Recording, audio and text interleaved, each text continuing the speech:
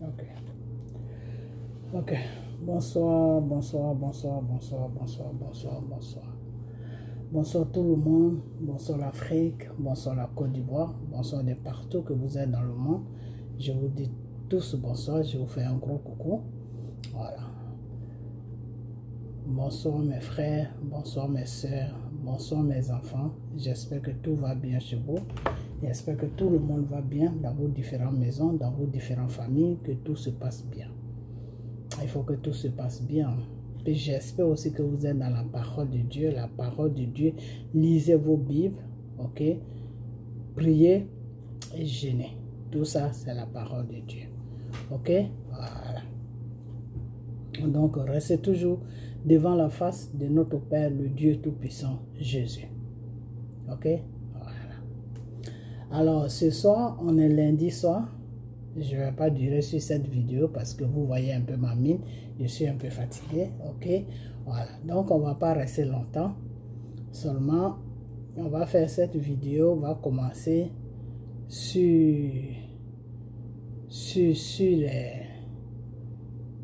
les pasteurs. Ok? Parce qu'il y a des vrais pasteurs quand même. Il y en a qui sont vrais.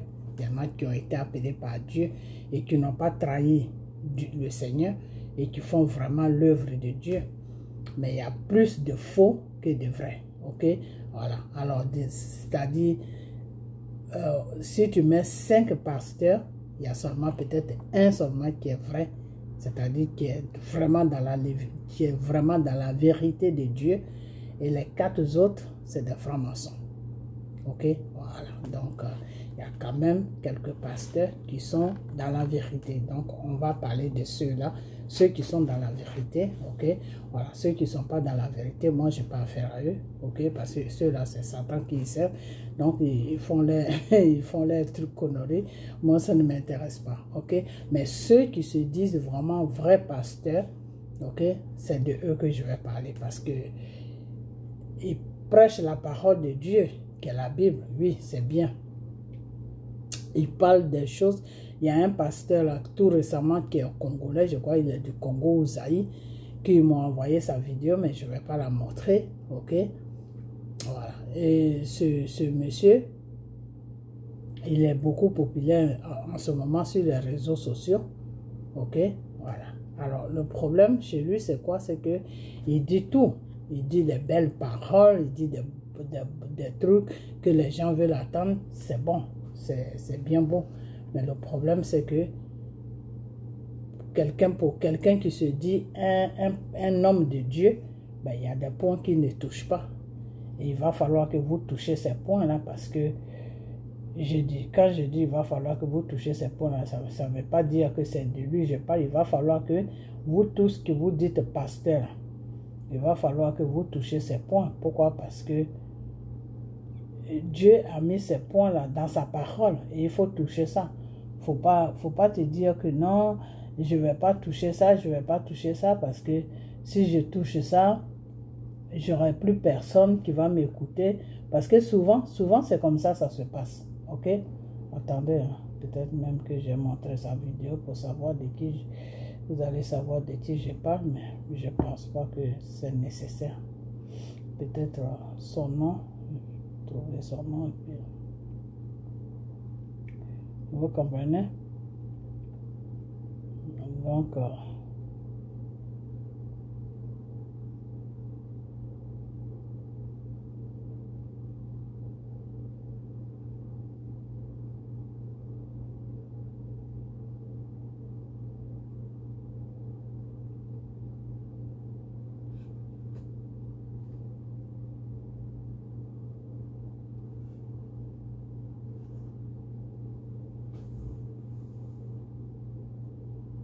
Ok.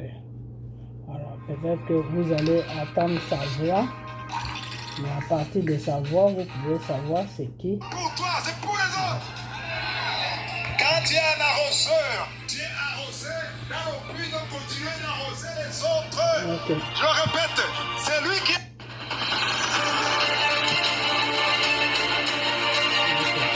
Dieu a pensé à toi quand tu étais chômeur. Quand tu n'avais rien, Dieu pense à toi. Dieu s'occupe de toi naturellement. Mais quand il te bénit, c'est pas pour toi, c'est pour les autres. Ça, c'est vrai. Quand tu es un arroseur, tu es arrosé dans le but de continuer d'arroser les autres. Le but, c'est pas Je de répète, l'afficher. c'est lui qui arrose les autres et toujours arrosé pour continuer d'arroser les autres. C'est juste pour faire une remarque. Ok? Voilà. Et cette remarque, il n'y a pas que lui seul. Ils sont pleins comme ça qui le font. Ok? Voilà. Donc, quand tu te dis que tu es un homme de Dieu et que tu veux amener les âmes des enfants de Dieu vers Dieu, bah, il faut chose, comment on appelle ça? Ça fait un bon moment que je le suis. Ça va faire peut-être 2-3 jours que je le suis. Ok? Donc, il faut toujours, comment on appelle ça? Dire des choses qui peuvent aider les enfants de Dieu. Ok? Des choses qui peuvent aider les enfants de Dieu, parce que de nos jours, comment on appelle ça? Comment on appelle ça même? Les enfants de Dieu sont dans les affaires. Si je dis enfants de Dieu, c'est-à-dire le peuple de Dieu, voilà, c'est ça même le mot. Le peuple de Dieu, ils sont tous dans les églises. Hein? Ils sont tous dans les églises. Et le problème, c'est que... Attendez, hein, je suis en train de faire quelque chose. Excusez-moi, 2 minutes. Je vais finir de faire ce que j'ai à faire parce que je suis un peu distrait. Voilà. Ok. Alors, aujourd'hui, le peuple de Dieu, qu'est-ce qui se passe? Le peuple de Dieu, je trouve que le peuple de Dieu est un peu perdu. Un peu perdu. Et c'est des hommes de Dieu que Dieu a touchés pour que ces hommes-là représentent Dieu sur la terre. C'est ceux-là qui doivent conduire le peuple de Dieu sur le droit chemin, pour que ce peuple-là puisse se retrouver dans la voie de Dieu. Ok? Voilà. Parce que qu'est-ce qui se passe aujourd'hui? Comme ce monsieur, il parle de tout, il parle des bonnes choses, tout. Mais c'est des gens, souvent, je ne vais pas lui seul l'attribuer à ça, ils sont beaucoup, mais c'est des gens qui ne parlent pas de dépouillement. Ok? Alors que le dépouillement est dans la Bible. Le dépouillement est dans la parole de Dieu. Ok? La sainteté. Quand il parle de la sainteté, tout ça, c'est le dépouillement. Ok? Donc, le dépouillement, il faut parler du dépouillement, c'est très important. Ok? Quand vous dites que vous êtes des hommes de Dieu et que vous voulez amener le peuple de Dieu vers Dieu, vous voulez amener les âmes du peuple de Dieu vers Dieu, ben, il faut que vous les parlez de ce qui est bien pour eux. Parce que quelqu'un qui n'est pas dépouillé là, comment il peut chercher Dieu? Quelqu'un qui n'est pas dépouillé ne peut pas chercher Dieu. Parce que pour chercher Dieu là, il faut être dépouillé. Ok? Parce que c'est le dépouillement qui te fait comprendre que c'est le dépouillement qui te fait comprendre la chose dans laquelle où tu es, que c'est vraiment sérieux, que tu dois mettre du sérieux dedans. C'est-à-dire, c'est le dépouillement qui te fait comprendre que le Seigneur que tu es en train de chercher, c'est quelque chose de sérieux. C'est pas quelque chose avec lequel tu dois jouer. Ok? Parce que si tu n'es pas dépouillé et que tu es du monde, ok? Tu es du monde, car le Seigneur lui-même l'a dit que tous ceux qui sont mes enfants sur la terre ne sont pas du monde. Ils font partie du monde, mais ils ne sont pas du monde. Alors, si tu dis que si vous enseignez les enfants de Dieu et que vous voulez les emmener vers le Seigneur, il faut que vous leur parlez du dépouillement, parce que le dépouillement est très important.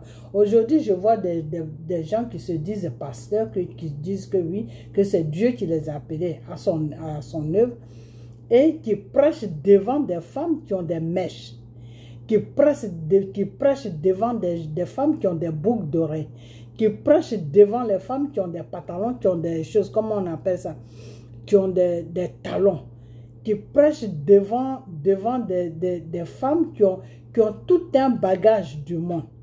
Alors, la sœur que devant qui tu prêches, qui est en train de prêcher là, Mais cette sœur-là ne pourra pas comprendre ton message. Du coup, quand elle est assise devant toi, le message lui fait plaisir. Mais une fois qu'elle se lève là, puis elle prend sa route, mais elle a oublié ton message. Pourquoi? Parce qu'elle fait partie du monde. Parce qu'il n'y a rien en elle qui lui montre qu'elle est en train de suivre Dieu. Il n'y a rien qui est sur elle qui lui montre que celui qui est sur là, elle doit le suivre dans la vérité. Celui qui est sur là, voilà comment elle doit le suivre. Voilà. Et moi, je crois que vous qui vous dites homme de Dieu, là, si vous êtes vraiment des vrais hommes de Dieu, vous devez commencer sur le dépouillement. Parce que le dépouillement, c'est très important. Parce que c'est à partir du dépouillement que tu commences à prendre comment on appelle ça, ta relation au sérieux, ta relation du Seigneur, la relation que tu as avec le Seigneur au sérieux. Parce que si tu te mets des tonnes de mèches sur la tête, tu te mets des tonnes de maquillage sur la tête, mais quand tu finis d'écouter ce que tu dois écouter, quand tu arrives dans la rue, mais tu es pareil que celui qui ne connaît même pas Dieu.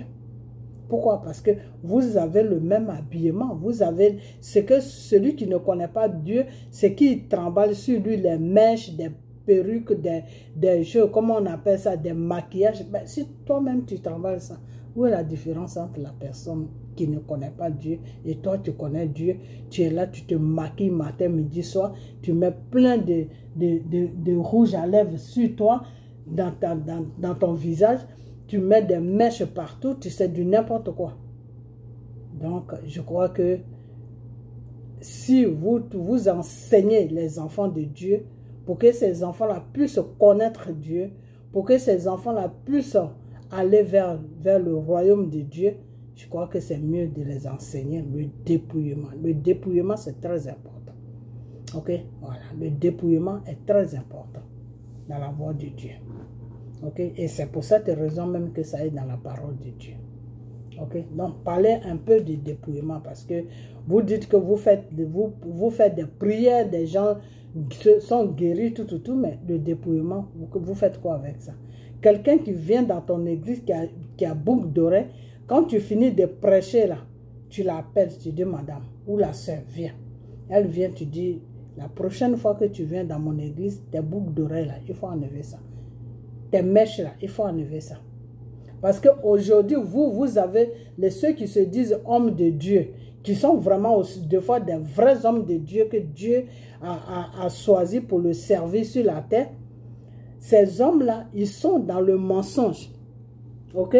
Ils sont dans le mensonge, c'est pour ça que des fois, tu les vois, ils vont faire l'œuvre de Dieu, l'œuvre de Dieu, l'œuvre de Dieu. Arrivé à un certain moment, ils vont se teindre.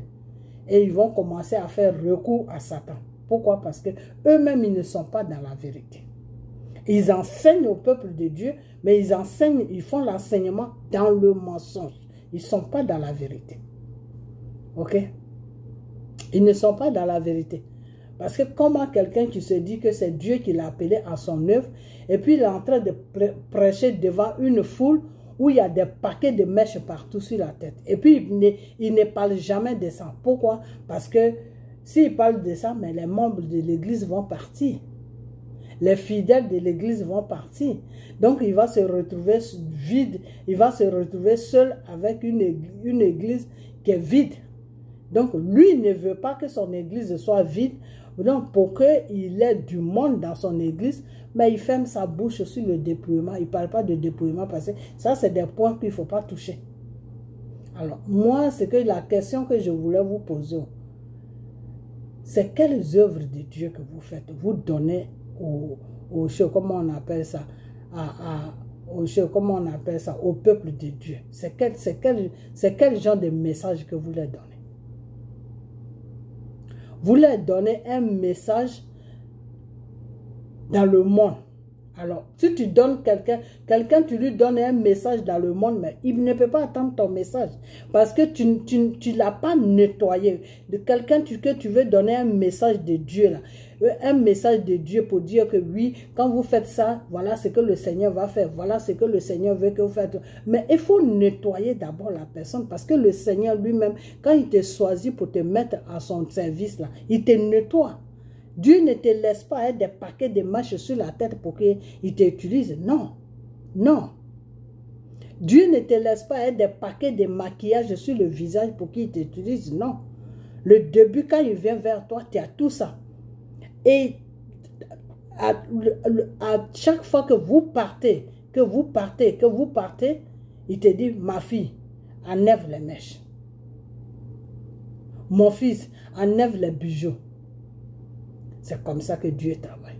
Dieu ne vient pas dans ta vie pour commencer à te dire, ah oui, il faut faire ça, c'est comme ça, c'est comme ça. Non, non, non, non, non, non, non. Dieu commence d'abord sur toi. Le Saint-Esprit, là, quand le Seigneur veut t'utiliser pour qu'il passe à travers toi pour amener son peuple vers lui, là, le Saint-Esprit te nettoie d'abord. Le Saint-Esprit même fait un travail avec toi d'abord, avant d'arriver dehors. C'est ça qu'on dit que oui, devant ta porte n'est pas balayée, et puis toi tu sautes, tu vas balayer devant la porte des autres, des gens. Dieu n'est pas un Dieu d'ordre. Dieu n'est pas un Dieu de désordre. Ok? Dieu, il est un Dieu d'ordre. Excusez-moi, plutôt, je me suis trompé. Dieu là, il est un Dieu d'ordre. Dieu n'est pas un Dieu de désordre. Ok? Donc, si Dieu veut t'utiliser là, il commence d'abord sur toi. Tous tes péchés que tu as sur toi là, c'est pas que ça va partir d'un seul coup, mais le Seigneur te montre que ça là, c'est pas bon. Ça là, c'est pas bon. Et quand tu ne peux pas, éliminer ça dans ta vie toute seule, quand tu pries, tu dis, Père, tu m'as dit que c'est pas bon. Je veux laisser, mais je n'arrive pas. C'est trop fort que moi. Aide-moi pour que je puisse laisser ça. Car tu m'as dit c'est pas bon. J'ai besoin de ton aide pour que je puisse arrêter ça. Ok? Je vous dis, mes frères et sœurs, mes enfants, quand tu demandes ça à Dieu, que Dieu veut vraiment travailler avec toi, là, les jours qui suivent, là, la chose là va te dégoûter en même temps. Toi-même, tu ne comprends rien. Ok? Tu ne comprends rien du tout. Ça va te dégoûter. Toi-même, tu vas jeter ça même. En chantant, tu vas jeter ça. Parce que Dieu va te montrer que tu dois jeter ça. Et si tu ne jettes pas ça, c'est-à-dire Dieu va t'amener à voir une réalité où toi-même tu vas jeter ce qu'il t'a dit de jeter. Où tu vas laisser ce qu'il t'a dit de laisser. Ok? Aujourd'hui, il y a des vrais hommes de Dieu, où il y a des enfants de Dieu que Dieu a choisis en passant par eux pour faire son œuvre sur la terre. Et tu es avec ta femme ou tu es avec ton mari tranquillement, et puis Dieu rentre dans ta vie, et puis il te dit que cet homme-là, il faut le laisser. Et toi-même, tu es là, tu es perdu dans ta tête. Le Seigneur te dit, ça là, il faut laisser. Ce n'est pas pour moi. Alors, si tu veux que ça soit pour moi, là, il faudra que tu sois patient. Et Dieu va te dévoiler, il va te dévoiler la vraie vie de la personne avec qui tu vis. Et toi-même, tu vas dire, waouh. Donc, c'est tout ça là que le monsieur cachait. C'est-à-dire, Dieu va l'exposer maintenant. C'est ça qu'on appelle exposer. Dieu va l'exposer. Et tu vas le connaître. Quelqu'un avec qui tu as vécu pendant des années, en quelques jours seulement, Dieu va te le faire connaître. Et toi-même, la personne va s'exposer sans se rendre compte. Et tu vas rester là. Tu auras que la bouche seulement ouverte pour le regarder, dire, hein? Donc, c'est pour ça que le Seigneur me dit de le laisser alors. Toi-même, tu es pressé même de le laisser. Parce que Dieu a déjà travaillé. Dieu t'a déjà montré avec qui tu es. Donc, le Seigneur, c'est comme ça, il travaille. Ok? Ou soit tu es avec quelqu'un, mais il est bien tout, mais il est dans le monde, il ne veut pas donner sa vie à Dieu, des trucs comme ça. Dieu va te dire, la personne est bien. Mais sauf que la personne ne me connaît pas. Donc, prie pour la personne pour que je puisse toucher sa vie, pour que cette personne-là puisse me connaître, puisse me chercher et me connaître. Ok? Et Dieu va te dire comment tu dois faire. Dieu va te dire, par exemple, dis à la personne de lire beaucoup ma parole qui est la Bible. Ou soit Dieu va te dire, quand tu pries là, il faut l'inviter dans ta prière. Chaque fois, il faut que vous priez ensemble. Ou Dieu va te dire, quand tu jeûnes là, il faut l'inviter dans ton jeûne. Il faut lui dire, ah, comme tu as tel problème, viens, on va jeûner ensemble. Même s'il jeûne jusqu'à midi, de 6 h jusqu'à midi, il ne faut pas te fâcher. Il faut aller doucement, doucement avec lui. Parce que c'est dans ce travail-là que Dieu va toucher sa vie. Et puis un matin comme ça, c'est fini. L'amour de Dieu va habiter en lui. Il va faire même des choses même qui vont te dépasser. Ok? Et c'est fini. Dieu a gagné une âme comme ça, à travers toi. Ok? Donc, il y a des gens de fois, il y a des maris de fois, ou il y a des femmes de fois que tu es avec, et puis quand le Seigneur te choisit pour faire son œuvre, il peut te dire la personne n'est pas bien, il faut laisser la personne. Ou il peut te dire non, la personne est bien, mais la personne a besoin de me connaître. Donc, c'est toi maintenant, c'est par toi maintenant que Dieu va passer pour faire le travail sur la personne. Ok? Donc, c'est pour vous dire tout simplement que aujourd'hui, de nos jours, il y a des gens qui se disent pasteurs, mais ils ne font pas l'enseignement de Dieu comme ils doivent le faire au peuple de Dieu. Okay? Parce qu'ils ont peur. Ils ont peur que la population ne les suive plus. Ils ont peur que les gens ne remplissent pas les salles. Ils ont peur que... Mais si c'était comme ça, là, ça allait être grave. Hein? Dieu ne regarde pas tout ça. Dieu te regarde de faire son œuvre dans la vérité et dans la justice et normalement. C'est-à-dire le dépouillement fait partie de l'œuvre de Dieu. Et c'est le dépouillement même qui est très dangereux. Ok? Le dépouillement là, c'est très dangereux. Parce que des fois, la personne a des mèches, la personne a ceci, la personne a cela. Mais l'esprit qui est dans les mèches là va être toujours dans ta vie. Donc, c'est pour tout ça là que Dieu veut qu'on se débarrasse de tous ces trucs-là. Parce que ça ne lui appartient pas. Si tu dis que tu es un enfant de Dieu, ou tu es un homme de Dieu, ou tu rêves n'importe quoi, mais si tu veux donner ta vie à Dieu, le Seigneur sera obligé de te nettoyer parce que tu es sale. Donc, Dieu va te nettoyer. Il va te nettoyer de toute la saleté du monde. Et tu vas commencer maintenant à être une femme spirituelle. Ok? Tu vas commencer à être une femme spirituelle. Donc, quand vous faites des enseignements aux enfants de Dieu, parlez-leur de dépouillement. Parce que c'est pas parce que tu vas dire, non, si je parle de dépouillement, mon église va... Mais si toute ton église n'est qu'à devenir vide, il faut s'il reste 2 personnes, il n'y a pas de problème. Ces 2 personnes-là, Dieu va les bénir. Et ces 2 personnes-là vont témoigner que Dieu est Dieu. Ces 2 personnes-là vont témoigner que Dieu t'utilise vraiment. Ces 2 personnes-là, Dieu va gagner les âmes de ces 2 personnes-là. Et le royaume des cieux sera très heureux. Ils vont danser. Ok? Que d'avoir une foule et puis il n'y a pas un seul qui va au royaume de Dieu. Vous ne trouvez pas que c'est un peu stupide, c'est bête? C'est-à-dire, vous réunissez beaucoup de personnes devant vous. La salle est craquée. La salle est craquée jusqu'à... Il n'y a pas reste. Mais il n'y a pas une seule personne qui va aux cieux. C'est-à-dire, il n'y a pas une seule âme. Il n'y a pas une seule âme qui va au ciel, comme on appelle, au paradis. Dieu ne reçoit même pas une seule âme. Parce que tous ceux qui sont assis dans la salle, chacun a son petit paquet. Et ce paquet-là, c'est à toi qui te dit pasteur, c'est à toi d'enlever ce paquet-là sur la personne. Dieu que, ah, mon frère, ma soeur, ça là, ce que tu portes là, dans la parole de Dieu là, Dieu dit c'est pas bon. Donc, il faut te dépouiller de ça. Parce que tant que tu as ça, Dieu ne peut pas te reconnaître en tant que son enfant. Parce que tu fais partie du monde.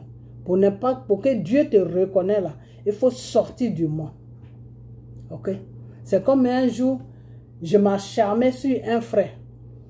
Je m'acharnais tellement sur lui que Dieu était obligé de me répondre. Parce que je voulais tellement que ce frère-là arrange sa vie. Je voulais tellement que ce frère-là soit comme moi. C'est-à-dire, je voulais beaucoup de choses de lui dans le spirituel. Mais il n'arrivait pas. Il n'arrivait pas, c'était plus fort que lui. Et à cause de lui parler, un jour le Seigneur m'a parlé. Le Seigneur m'a dit, mais ma fille, il faut laisser la personne tranquille. Moi, Dieu, je suis un Dieu qui ne force personne à venir vers moi. Il faut laisser la personne tranquille. Parce que toi et la personne, là, vous n'êtes pas du même monde. Alors, tout ce que tu dis là, la personne ne peut pas comprendre ça. Parce que pour qu'ils comprennent là, il faut que vous soyez du même monde. Mais vous n'êtes pas du même monde. Et puis tu veux lui faire comprendre quelque chose qui est dans toi, dans ton monde. Mais lui il ne veut pas comprendre ce que tu dis. Donc il faut le laisser. Avec le temps, peut-être, il va comprendre un jour. Il faut lui parler beaucoup de moi. Il faut lui dire de donner réellement, de me donner sa vie. Mais il ne faut pas l'obliger à faire ça, parce que toi, tu le fais. Parce que toi, tu as un autre, tu es dans un autre monde. Tu n'es pas dans le monde réel que tu vis. C'est-à-dire, c'est ta chair qui vit dans le monde réel, mais ton esprit n'est pas dans le monde réel. Ton esprit se trouve dans le monde spirituel. Donc, ça fait que pour faire les choses spirituelles, c'est facile chez toi. Mais chez lui, ce n'est pas facile parce qu'il n'est pas au même niveau que toi. Il ne sait même pas de quoi tu parles. Et ça va faire des disputes à cause de lui parler. Vous allez vous chamailler pour rien. Alors, quand le Seigneur m'a donné tous ces détails-là, ce frère-là, je l'ai laissé tranquille. Je lui parlais plus de ça. Je l'ai laissé tranquille. Moi, j'ai pris ma route. J'ai commencé à continuer mes trucs. Ok? Donc, c'est pourquoi je dis ça. C'est pour vous dire que quand tu parles de Dieu à les enfants de Dieu, il faut toujours les amener dans le monde de Dieu. Il faut les amener dans le spirituel. Il faut qu'ils comprennent que les pères n'aiment pas les mèches. Il faut qu'ils comprennent que les pères n'aiment pas les bijoux. Il faut qu'ils comprennent que les pères n'aiment pas ça, n'aiment pas ça. Ok? Voilà. Donc, je sais que ce n'est pas facile, mais essayez de faire ça parce que tout ce que vous faites là, les enseignements que vous donnez là, s'il n'y a pas le dépouillement dessus et qu'ils sont toujours, ils font partie du monde là, mais vous vous fatiguez pour rien. Vous vous fatiguez pour rien. C'est comme si tu parlais à un sou. Ça rentre de l'autre côté, ça sort de l'autre côté. Lui, il peut pas, il comprend pas ce que tu lui dis. Ok? Donc, des fois, vous faites des choses, vous prêchez la parole de Dieu. Non, les miracles, on va prier pour vous, ceci, cela. Oui, c'est bien bon, il n'y a pas de problème. Mais celui pour qui tu pries là, est-ce que tu lui dis au moins que, tu sais, les mèches que tu as sur la tête là, c'est contre la volonté de Dieu. Tu sais, les boucles d'oreilles que tu as dans tes oreilles là, c'est contre la volonté de Dieu. Est-ce que à ce frère ou à cette soeur là, est-ce que tu lui parles de ce qui n'est pas la volonté de Dieu? Les mèches que tu portes là, c'est contre la volonté de Dieu. Les bijoux que tu portes là, c'est contre la volonté de Dieu. C'est-à-dire tout ce qui est contre la volonté de Dieu. Est-ce que tu as fait asseoir ton frère ou ta soeur pour lui dire que tu as vu ça, ce que tu as sur toi, ça n'appartient pas à Dieu. Et c'est pour cela que quand tu pries, tes prières ne peuvent pas agir. Ok? Parce que Dieu te voit comme si tu étais à cause sale. Dieu te voit comme si il ne te reçoit pas. Il te voit mais il ne te reçoit pas. Pourquoi? Parce que tu n'es pas dépouillé, parce que tu fais partie du monde. Ok? Voilà. Donc, c'est ce que je voulais dire. J'ai un peu sommeil. J'ai un peu sommeil. Ok? Non, c'est ce que je voulais dire. La prochaine fois, la semaine prochaine, on va plus développer. Ok? Voilà. On va plus développer encore parce que de nos jours, ceux qui se disent pasteurs, ils sont dans les églises. Le monde remplit ces églises. Mais c'est des gens, ils ne parlent pas de dépouillement. Je ne sais pas pourquoi ils ne parlent pas de dépouillement. Ils ne parlent pas de dépouillement. Se dépouiller là, c'est pas les trucs quoi. Ils ne parlent pas de ça. Pour eux, ils vont parler de n'importe quoi. Lui, c'est que Dieu est. Ils vont se baser sur la Bible toujours pour parler. Mais quand ils se basent sur la Bible, là, ils ne disent pas aux enfants de Dieu que dans la même Bible, là, Dieu dit de se dépouiller. Ils ne parlent pas de ça. Parce que s'ils parlent de ça, les églises vont se vider. Donc, c'est des gens qui travaillent pour eux-mêmes. C'est des gens qui n'ont pas l'amour de Dieu. Voilà, c'est ce que je voulais dire. C'est des gens... Parce que quand tu as l'amour de Dieu, là, que tu travailles pour Dieu, là, tu t'en fous, tu dis la vérité. Si la personne s'en va parce que tu as dit la vérité, ce n'est pas ton problème. Toi, c'est Dieu que tu regardes, ce n'est pas la personne que tu regardes. Ok? Toi, c'est Dieu qui est ton problème. Est-ce que Dieu va être content de ce que j'ai dit? Est-ce que c'est la vérité que j'ai dit? Est-ce que cette vérité-là, Dieu va dire, oui, ça c'est mon enfant. Ok? Est-ce que cette vérité-là va aimer, Dieu va aimer cette vérité? C'est comme quand, dans le temps,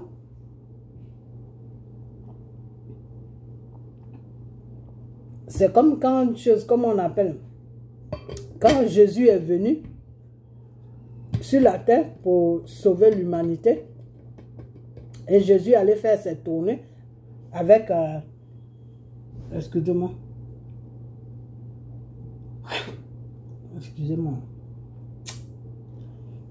Jésus allait faire cette tournée avec ses disciples, et Jésus s'est rendu compte que quand Jésus est revenu, il a vu que la temple de son père, la temple c'est une église, hein, c'est l'église qu'on appelle temple. La temple de son père était remplie de commerce, de marchandises. Ça l'a énervé. Il est rentré dans l'église, il a commencé à jeter toute la marchandise. Jésus n'a pas dit que, ah, comme ils ont acheté leurs marchandises, bon, je vais les laisser, ils vont finir de vendre. Non, c'est pas comme ça se passe chez Dieu. Chez Dieu, là, quand tu vois quelque chose qui n'est pas bien, il faut agir. Il faut parler de ça. Il faut dire ça, là, Dieu n'aime pas. Parce que c'est pour lui que tu travailles. Jésus travaillait pour Dieu.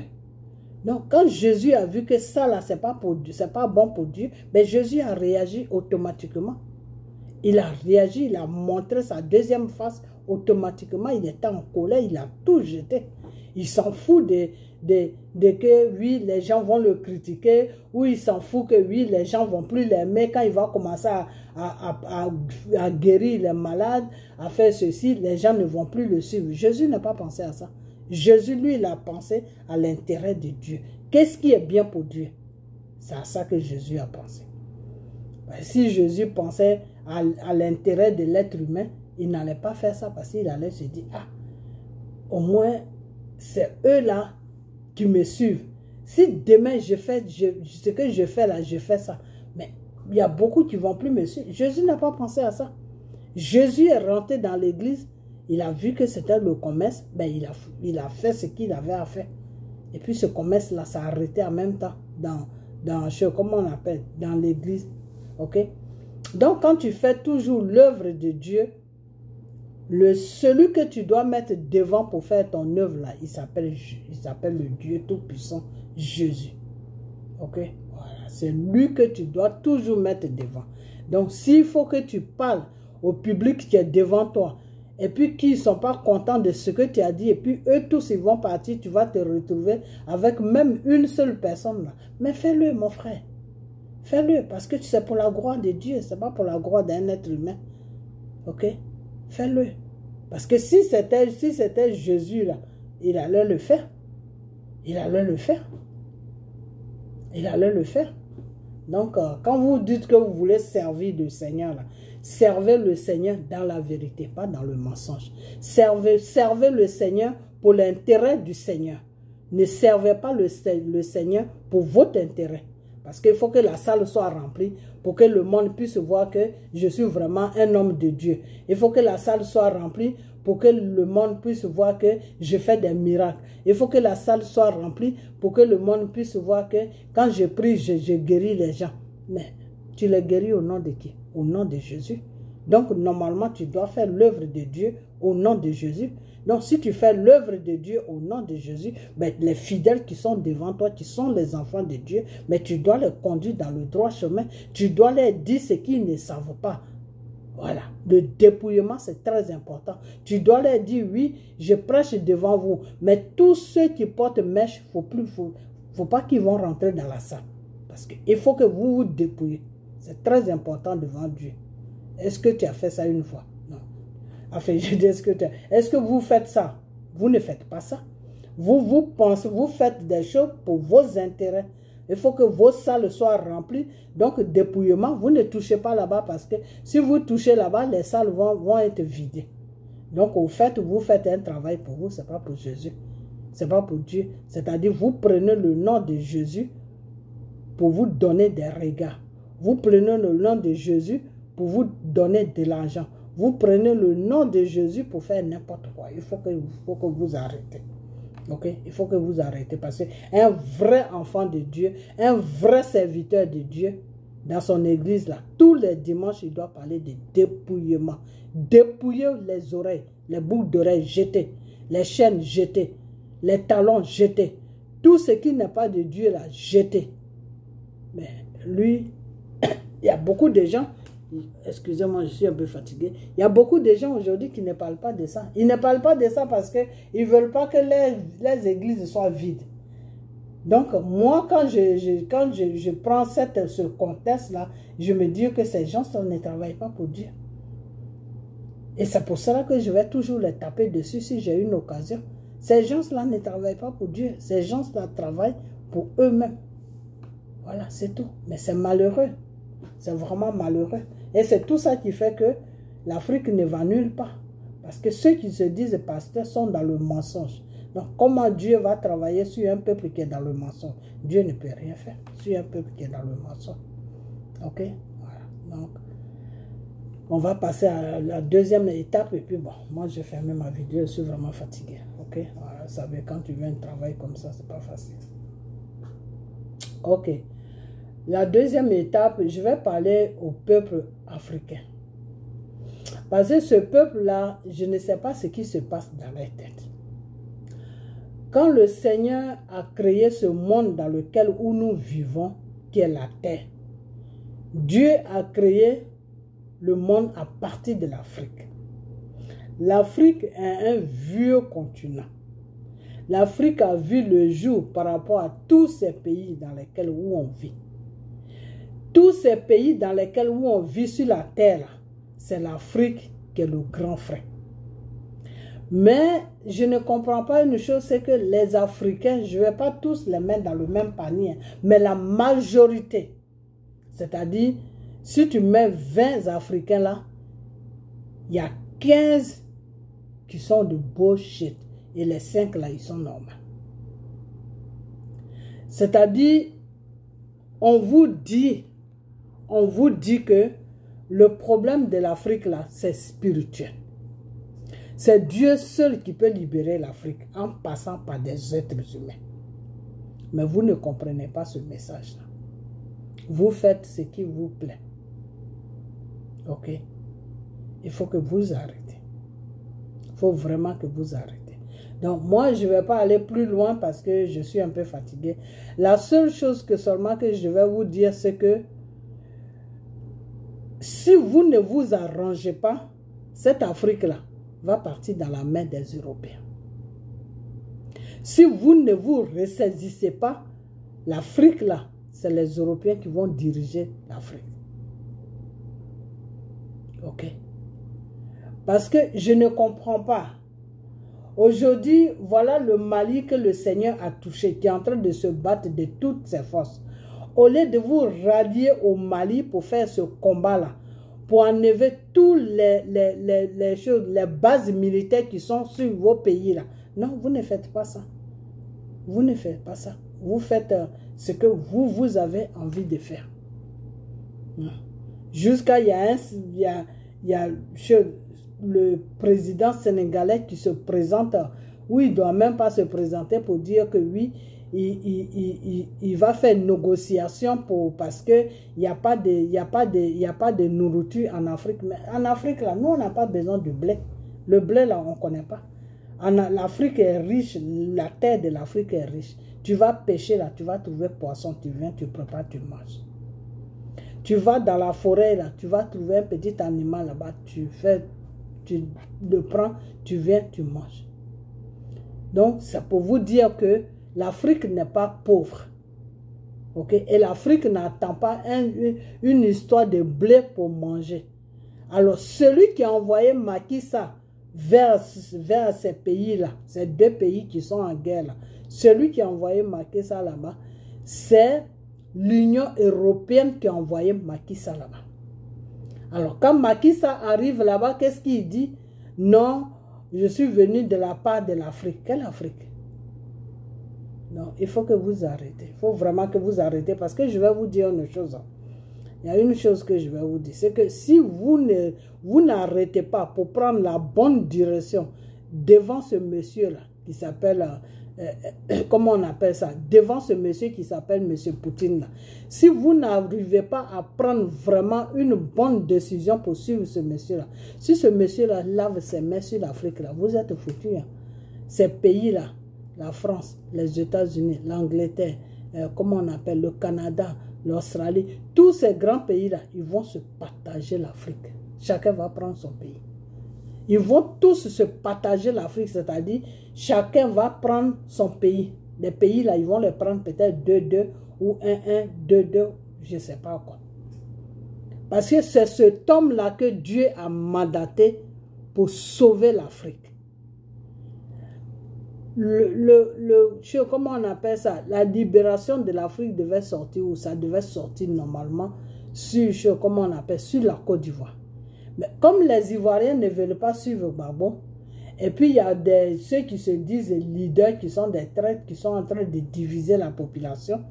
Et comme Dieu ne travaille pas dans le divisement, Dieu a dit, d'accord, je vais essayer de voir comment je peux faire pour libérer ce continent.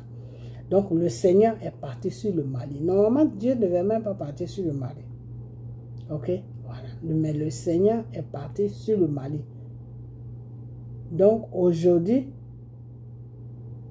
les Africains se font manipuler encore par l'Union européenne pour aller rencontrer du Boshi. Continuez à jouer avec M. Poutine. Ok? Voilà. Je ne vais même pas vous dire d'arrêter. Continuez à jouer avec M. Poutine. Un matin, il va prendre une décision. Il va dire, bon, comme vous les Africains, là, vous ne voulez pas sortir de votre merde. Vous ne voulez pas vous développer. Il faut toujours qu'on soit derrière vous comme des enfants. Moi, je n'ai pas ce temps-là. Je vous laisse à votre sort. Si les Blancs là, viennent pour vous, comment on appelle ça, pour vous diviser un à un, et puis vous allez être les esclaves, ça c'est votre problème. Ok? Donc, moi, je vais m'arrêter là parce que vraiment, je suis fatigué. Je suis fatigué. Seulement, je vais toucher un petit point. Hein? Je vais toucher un petit point. Et puis, je vais fermer ma vidéo. Et je dis vendredi, non pas vendredi, soit samedi, je vais faire un effort pour faire une vidéo. Et puis, expliquer beaucoup de choses. Ok?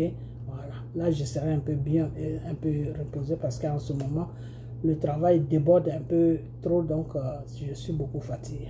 Ok, voilà. Alors, ça dit je pars tôt, quoi. Je pars tôt, puis je viens un peu tard, je suis fatigué. Ok. Alors, on va parler un peu, tout petit peu, hein, puis samedi, je vais vraiment fermer ma vidéo. Je vais vraiment la faire bien parce que là, je suis un peu endormi. Ok, voilà.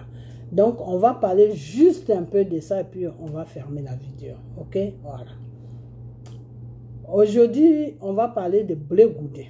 Parce que Blé Goudé, depuis un certain moment, je l'avais laissé tranquille. Ok, je l'avais laissé un peu tranquille. Mais je vois que c'est quelqu'un qui ne comprend pas. Et c'est quelqu'un qui ne va jamais comprendre. Blé Goudé, je vais te dire une chose que le jeu dans lequel où tu es là, puis tu es là tout le temps en train de taper sur M. Gbagbo là, comme si Gbagbo était ta rivale là, il faut que tu arrêtes. Il faut vraiment que tu arrêtes. Il faut que tu arrêtes.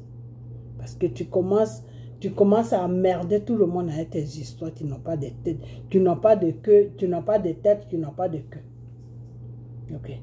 C'est-à-dire, toi-même, tu t'es coincé aux Pays-Bas là-bas. C'est pas Gbagbo qui t'a coincé, ni c'est pas la haine.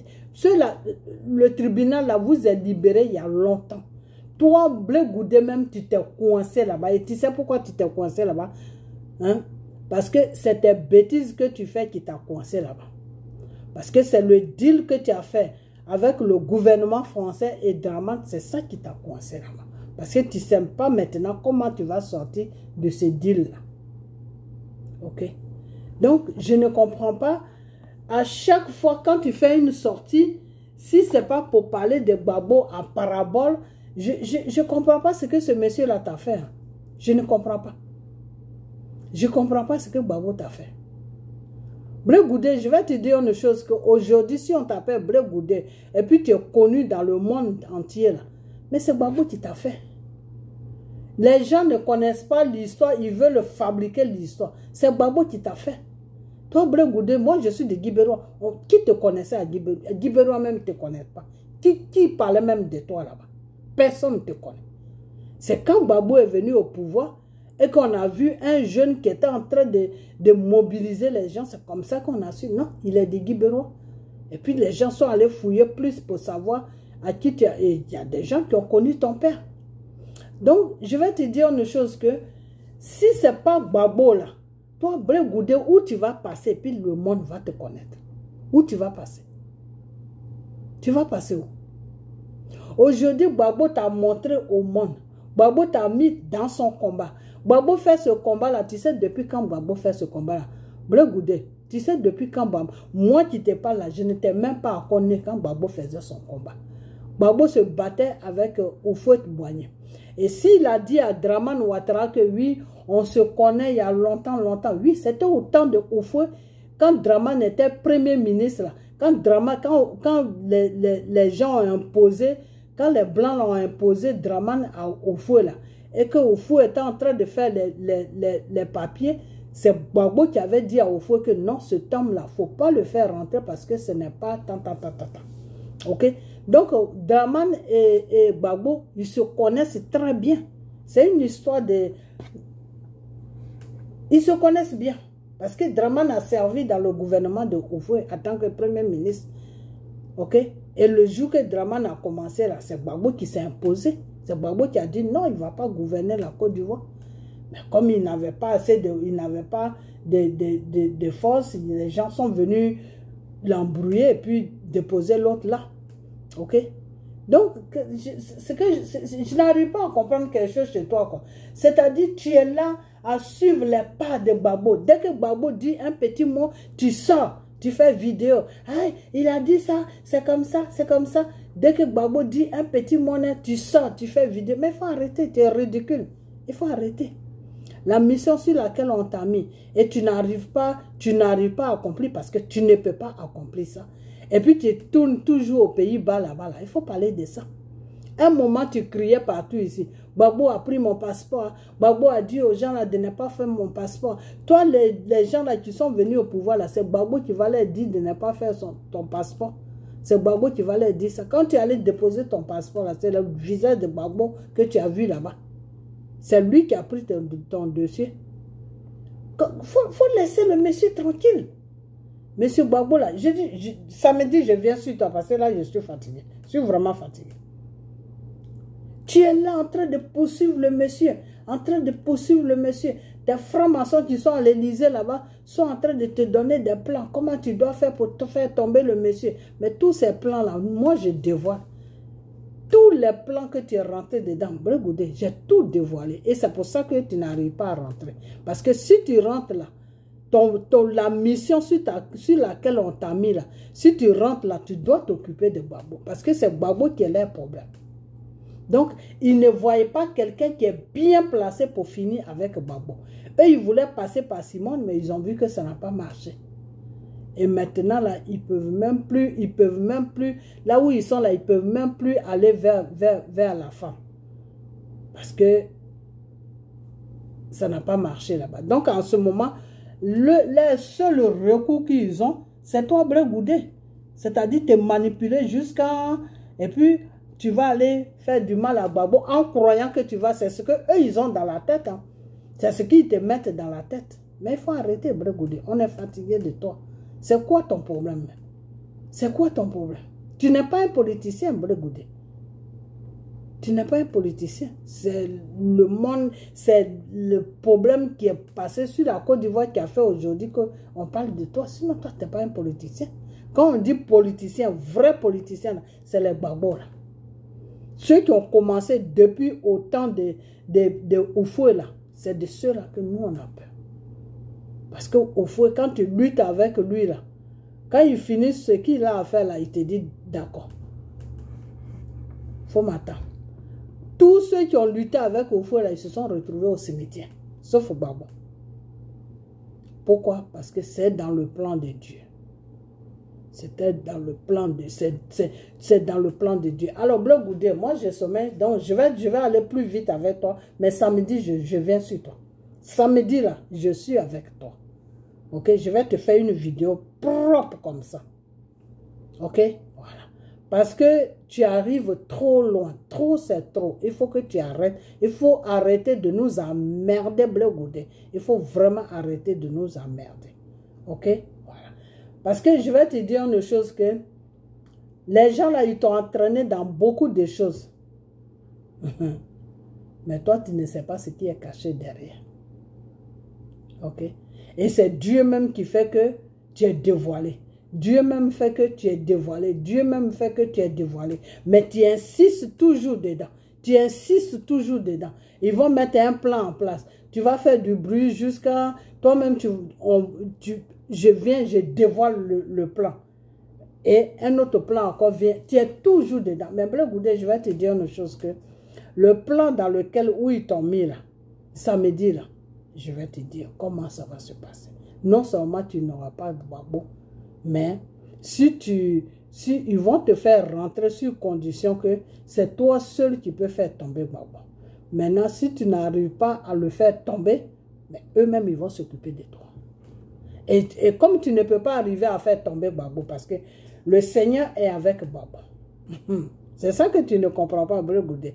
C'est-à-dire la force de babo là, c'est Dieu. Donc toi Bleu Goudé, tu peux aller contre la volonté de Dieu. C'est-à-dire ce que Dieu a programmé là. Toi, tu peux déprogrammer ça. Hein? C'est pour ça que quand je parle là, je te dis, il faut arrêter. Il faut arrêter. Parce que babo là, lui et Dieu là, ils ont une alliance. Si tu ne sais pas. S'ils n'avaient pas d'alliance là, toutes les bombes que le gouvernement français a mis sur lui, babo, il était déjà enterré il y a longtemps. On n'allait même plus parler de lui. Il y a très longtemps. Ok? Mais Dieu a dit non. Il a une mission à accomplir.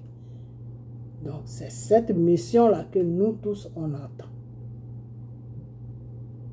Ok? Donc, je vais te laisser parce que moi, je commence à dormir. Je fais un peu vraiment tard chez moi ici. Ok? Donc, il faut arrêter tout ce que tu es en train de faire. Mais samedi, vraiment, sincèrement, samedi, je vais te faire une belle vidéo. Je vais te donner tous les détails. Ok? Parce que le plan dans lequel ils t'ont mis là, puis tu es là, tu bondis sur babo, 1, 2, 3, tu bondis sur lui, 1, 2, 3, tu bondis sur lui là. Toi-même, tu vas mal finir dans ce plan. Ça, c'est moi qui te le dis. Bleu Goudé, si tu veux mal finir là, il faut rentrer en Côte d'Ivoire. Il faut rentrer. Hein? Parce que quand tu vas rentrer là, ils vont te pousser dans quelque chose. Mais cette chose dans laquelle ils vont te pousser là, tu ne pourras pas atteindre ça. Tu ne peux pas atteindre M. Babo. Tu ne peux pas. Ce n'est même pas la peine de te fatiguer. Tu ne peux pas atteindre cet homme-là. Parce que cet homme-là a la grâce de Dieu sur lui. Ok? Cet homme-là a la grâce de Dieu sur lui. Donc, tu ne peux rien faire contre lui. Si tu te lèves contre lui, là, c'est toi qui vas rester dedans. Bleu Goudé. Tu te lèves contre lui, c'est toi qui vas rester dedans. Ce n'est pas lui, c'est toi qui vas rester dedans. Donc, le mieux pour toi, si tu es intelligent, là, dis à ces gens-là que toi, tu ne rentres pas dans ton pays. Tu ne rentres pas dans ton pays. Tant que ce qui est là, tu ne rentres pas. Que tu vas rentrer un autre jour, mais tu n'as pas envie de rentrer tant que ce gouvernement-là est sur la Côte d'Ivoire. Parce que Bleu Goudé, je vais te dire une chose. Si tu rentres là, la mission qu'ils vont te confier sur Babo là, si tu rates ça là, eux là, ils ne vont pas te rater. Si tu as raté là, eux là, ils ne vont pas. Et tu vas rater parce que c'est pas ce que tu veux faire à Babo là, ce qu'ils te confient de faire à Babo là, ce n'est pas dans le plan de Dieu. C'est dans le plan de Satan, oui, mais ce n'est pas dans le plan de Dieu. Et quelque chose qui n'est pas dans le plan de Dieu ne peut pas s'accomplir, à moins que Dieu n'a pas la main sur la personne. Quand Dieu n'a pas la main sur la personne, là, ça peut s'accomplir. Mais Dieu a sa main sur Babo. Regarde tout ce que le monsieur a traversé. Ça ne te fait pas peur? Tout ce qu'il a traversé. À La Haye, là où on dit quand on rentre, on ne sort pas. Ils ont donné des preuves. Ils ont bourré d'argent à ce procureur-là. Et ils ont fait tout. Mais le monsieur est sorti. Eux-mêmes, ils sont dépassés. Ils sont traumatisés même. C'est-à-dire, ils ont donné de l'argent à la femme là jusqu'à fatiguer. Mais le monsieur est sorti tranquillement. Draman a envoyé des avocats là-bas, ils ont tout fait. Le monsieur est sorti tranquillement. Quelqu'un qui arrive à ce point-là, tu n'as pas peur de lui. C'est Dieu même qui est avec Gbagbo. Je vais vous dire ça toujours. Je vous dis ça toujours et je vais toujours vous dire ça. J'ai dit le jour que Gbagbo tombe, c'est que c'est lui-même qui a créé cette situation. Sinon, tant que Gbagbo est dans sa vision de libérer la Côte d'Ivoire, à travers la Côte d'Ivoire, libérer l'Afrique, là, il ne va pas tomber. Gbagbo ne va pas tomber. Ok? Parce que la vision dans laquelle où il est là, c'est Dieu qui l'a mis dans cette vision depuis longtemps. Donc, Gbagbo est sur une mission de Dieu. Donc, quelqu'un qui est sur une mission de Dieu, là, qui s'en fout lui-même de sa vie, il s'en fout lui-même de sa vie. Il a montré ça plusieurs fois à Dieu. Et c'est pour cette raison que Dieu est collé. Dieu ne peut pas le lâcher. Parce que plusieurs fois, il a montré à Dieu que lui, sa vie, là, il s'en fout. C'est la vie des autres qui est important. Et quand il y a cette mentalité-là, Dieu travaille avec toi. Dieu te protège. Mais quand tu es là toujours en train de moi, Dieu ne fait rien avec toi. Ok? Parce que le Seigneur te dit que il faut aimer ton prochain comme toi. Quand le Seigneur te dit qu'il faut aimer ton prochain comme toi, ça veut dire que l'amour doit faire partie de ta vie de chaque jour. Vous ne voyez pas Gbagbo comment il est. Depuis il est rentré en Côte d'Ivoire, Draman devait lui verser de l'argent. Mais Draman ne lui verse pas de l'argent. Mais il s'en fout. Il est toujours là en train de défendre la Côte d'Ivoire. Il est toujours là en train de parler pour les Ivoiriens. Dès qu'il a une petite occasion, il est là en train de plaider le cas des Ivoiriens. Ok? Il ne dit pas que non, moi j'ai besoin de... Je vais vous dire une chose. Hein. Si Gbagbo reste tranquille 1 mois, 2 mois, là, et puis Gbagbo dit à Draman que je suis fatigué de la politique, je ne vais plus rien faire là. Les minutes qui suivent là, tout son argent là, va être débloqué. Parce que vous savez qui bloque son argent en ce moment? C'est le gouvernement français qui a dit à Draman de ne pas le payer. À cause de la politique qu'il est en train de faire. Ok. Donc, il suffit que Gbagbo dise, bon, cette fois j'ai compris, je suis fatigué. Les minutes qui suivent là, Gbagbo, il est milliardaire. Ça, c'est moi qui vous dis ça. Parce que le paquet d'argent qu'on doit lui donner là, c'est trop. Mais ils ne veulent pas lui donner ça. Pourquoi ils ne veulent pas lui donner ça? Parce qu'ils voient que le monsieur ne va pas à gauche comme eux. Et le monsieur n'a même pas l'intention d'aller à gauche comme eux. Tu comprends? Donc, Gbagbo qui est là, son histoire là, il ne faut pas jouer avec ça un peu goûté. Tu es trop petit pour l'histoire de Gbagbo. Tu es trop petit, c'est-à-dire, tu es comme un grain de riz dans le problème de Gbagbo. Parce que le problème de Gbagbo là, c'est Dieu même qui tient ça. Ok? C'est Dieu même qui tient ça. Et quand Dieu tient ton affaire là, tant que toi-même tu ne rentres pas dans la trahison là, tu ne peux pas tomber. Il n'y a rien qui va t'arriver. Mais quand tu rentres maintenant dans la trahison, c'est là que ton problème commence. Parce que là, une fois que tu rentres dans la trahison, Dieu enlève sa main sur toi. C'est ça que je vais dire que Bédié est dans une épreuve. Je vais bientôt m'arrêter parce que je suis vraiment fatigué. Bédié là, il est dans une épreuve. L'épreuve de Bédié, c'est quoi? C'est d'accompagner Gbagbo à libérer la Côte d'Ivoire. C'est tout. Hein. C'est ça le plan de Bédié. Donc, Bédié, là, il est dans une épreuve. Et si Bédié échoue à l'épreuve, c'est-à-dire, si Bédié, il est là, et demain, il va faire alliance avec la France ou avec Draman, si le Seigneur voit vraiment que ce n'est pas dans l'intérêt de la Côte d'Ivoire, qu'il est en train de trahir le combat que Gbagbo est en train de faire, ou il est en train de trahir le combat de la Côte d'Ivoire, les minutes qui vont suivre là, Dieu va le livrer à ses ennemis. Dieu là, il va le livrer à ses ennemis. C'est-à-dire Dieu va le livrer à la France et à Draman. Bédier va se retrouver dans une prison. Ils vont le maltraiter. Il ne pourra même pas faire une semaine avec eux. Il va mourir. Parce que le choc va le dépasser. Vous comprenez? Donc, Bédier est dans une épreuve. Ça fait longtemps que je vous dis ça. Bédier, là où il est là, il est dans une épreuve.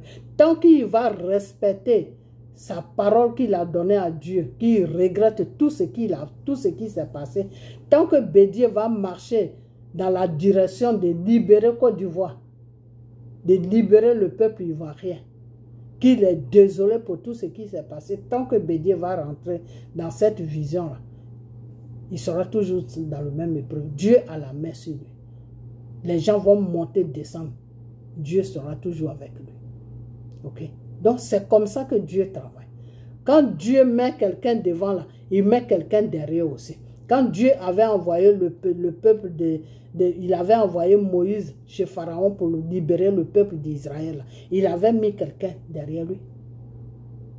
Ok? Il avait mis quelqu'un avec Moïse. C'est comme ça que Dieu travaille. Dieu ne peut jamais t'envoyer au combat et puis tu vas être tout seul. Il met toujours quelqu'un derrière toi. Et c'est pour cela que Blé Goudé, quand Dieu a mis Gbagbo devant ce combat, c'est pour ça que Dieu a créé une situation pour que toi, Blé Goudé, tu viennes être derrière Gbagbo. Aujourd'hui, tu n'es plus dans la vision de Dieu. Aujourd'hui, tu n'es plus dans le vrai combat. Donc, Dieu ne te reconnaît même pas dans ce combat à côté de M. Gbagbo. Donc, laisse le monsieur là tranquille. Ok? Jusqu'à présent, si Dieu te laisse tranquille, c'est parce que le Seigneur même veut que tu tombes toi-même dans tes propres erreurs que tu as fait. Tes propres erreurs que tu as créées là. Dieu veut que tu tombes dedans. C'est pour ça que Dieu ne s'occupe pas de toi. Ok? Dieu veut que toi-même tu tombes dans tes propres erreurs. C'est-à-dire, ils sont en train de te manipuler pour faire quelque chose. Mais pour eux, tu vas faire cette chose parce que pour eux, tu es proche de Gbagbo. Donc, c'est pour ça que tu mens aux gens. Non, je suis son enfant, je suis avec lui, je n'ai pas de problème avec Gbagbo, ceci, cela. Ok? Voilà. Maintenant, le problème, c'est que pour eux, dans leur tête, tu vas approcher Gbagbo et tu vas faire ce que tu dois faire. Mais tu sais, toi-même, tu sais très bien que tu ne peux jamais approcher Gbagbo. Gbagbo et toi, là, c'est fini. Toi, Blé Goudé, même, tu sais ça. Ok? Et Dieu même sait qu'il ne pourra jamais te laisser l'occasion d'approcher Gbagbo. Parce que Dieu connaît tes pensées. Dieu connaît aussi les pensées de ceux-là qui t'ont mis sur mission. Ok? Donc, Dieu ne va jamais te permettre à ce que Gbagbo te mette à côté de lui. C'est fini, Blé Goudé. Tu as eu ta chance, toi-même tu as nettoyé ta chambre, ta chance s'est passée. Parce que normalement, dans le plan de Dieu, quand vous avez commencé cette bataille, Gbagbo et toi, là, dans le plan de Dieu, là, si Gbagbo se fatiguait, là, c'est toi qui allais prendre le relais. Ça, c'était le plan de Dieu, Blé Goudé. Et tu as trahi ce plan de Dieu, là. Okay. Dieu t'avait mis en épreuve de la façon qu'il a mis Bédier en épreuve. C'est comme ça qu'il t'avait mis en épreuve. Mais Dieu savait très bien qu'en route, là, une trahison allait venir. Dieu le savait. Mais quand même, il te met en épreuve. C'est comme ça que Dieu il travaille. Il sait que tu vas trahir, mais quand même, il te met en épreuve. Pour que le peuple voit qui tu es. Blé Goudé. Dans la prochaine vidéo, là, je vais bien t'expliquer. Ok? Donc, ce que tu es en train de faire là, il faut arrêter. Puis si moi j'étais à ta place là, Côte d'Ivoire là, je ne vais pas mettre les pieds là-bas jusqu'à ce que la France termine avec les histoires des Draman. Parce que si tu mets tes pieds là-bas, la mission sur laquelle ils t'ont mis là, si tu n'accomplis pas cette mission là, mais c'est eux-mêmes qui vont t'accomplir. Blé Goudé, c'est eux-mêmes qui vont t'accomplir. Donc si tu ne me crois pas là, il faut rentrer. Il faut rentrer. Ok? Tu ne me crois pas là, il faut rentrer. Toi-même tu vas voir de tes propres yeux. À moins que tu changes de direction et puis je ne sais pas ce que tu vas faire, mais moi je ne sais pas. Franchement, je ne sais pas. Je ne sais pas ce que tu vas faire. Parce que eux, dans leur tête là, c'est sur toi seulement qu'ils comptent pour faire tomber Gbagbo. Ok? Parce que Soro là, ils n'ont plus affaire à Soro. Ils n'ont plus affaire à Soro. Parce qu'ils n'ont pas trop confiance à Soro. Parce qu'ils voient que Soro parle beaucoup. Et ils se disent qu'à n'importe quel moment, Soro peut les trahir. Donc, ils n'ont pas vraiment confiance à Soro. Donc, aujourd'hui, là, c'est toi qui, pour eux, dans leur tête, ils se disent que tu peux blaguer Gbagbo pour l'approcher. ok? Donc, en l'approchant, ben, tu vas faire ce que eux, ils vont te demander de faire. Ce que toi-même, tu connais, ce n'est pas dans ma bouche que tu vas manger ton piment, ok? Tu sais de quoi je parle, le goût. Ok? Et c'est pour cette raison que tu es là, en train de piquer Gbagbo Samba, en train de le piquer, en train de... Faut arrêter, tu es ridicule. Tu es vraiment ridicule. Tu crois que c'est ça là que tu vas faire, et puis l'amour des Ivoiriens vont quitter, tu vas quitter sur Gbagbo, et puis ça va venir sur toi. Tu es en train de te rendre ridicule. Il faut que tu arrêtes. Ok? Voilà. Et puis la mission sur laquelle ils t'ont mis là, il faut aussi arrêter cette mission, parce que ça n'ira nulle part. Alors, si tu insistes dedans, toi-même, tu vas rester dedans. Là. Ça, je suis en train de te dire la vérité. Ok?